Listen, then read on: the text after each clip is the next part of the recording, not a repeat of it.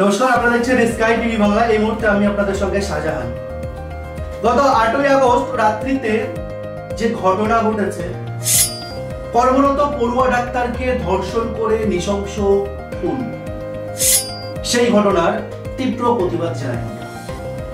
গোটা দেশ, গোটা রাজ্য প্রতিবাদ মিছিল, অবস্থান বিক্ষোভ, ধর্ণা সবটাই দেখছি আমরা।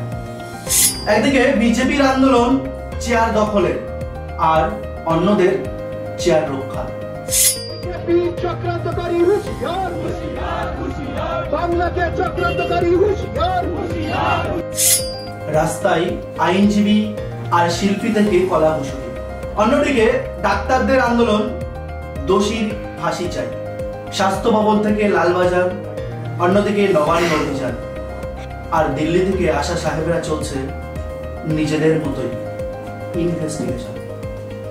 কোথাও কি কেউ একবার খোঁজ নিয়ে দেখেছি মেডিকেল কলেজগুলির আইসিইউ আর সিসিইউ বিভাগে কতজনের বেশি রোগী মৃত্যু যন্ত্রণায় কাতরাচ্ছে?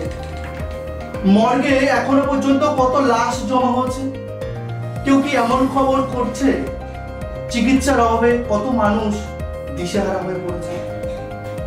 যখন ডাক্তাররা রাজপথ দখল করে বসে আছে, বিচার চাই, বিচার দিন, তাদের এই দাবিকে আমরা স্বাগত জানাই এবং বলতে চাই, অন্যদিকে হসপিটালগুলির বাইরে নিরীহ নিরপরাধ রোগীর পরিবার পরিজন তারা দিশেহারা হয়ে পড়ে রয়েছে।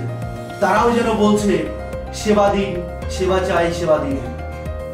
কোথাও কি সে খবরটা পড়েছেন? এক তিলোত্তমার বিচার চাইতে হাজার তিলোত্তমার পরিবার খুন হচ্ছে না তো? আর এটাই কি তিলোত্তমা চেয়ে গেছেন বাংলার মানুষের থেকে?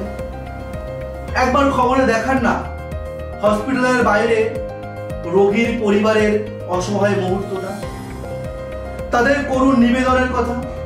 একবার বলুন না, ক্যান্সার আক্রান্ত রোগী ইনজেকশনের দিনটা যে পেরিয়ে আজ কয়েকদিন হয়ে যাচ্ছে। আর একবার দেখান না তার মৃত্যু যন্ত্রণার সেই মুহূর্তটা আপনাদের ক্যামেরায়। আমরা চাই এই নোংরা রাজনীতি বন্ধ হোক, বন্ধ হোক এই প্রতিহিংসার রাজনীতি, বন্ধ হোক হাজারো রোগীর মৃত্যু। কেস তো এখন সিবিআই এর হাতে, লড়াইটা হোক না আইনের পথে। ধন্যবাদ, দেখতে থাকুন স্কাই টিভি বাংলা।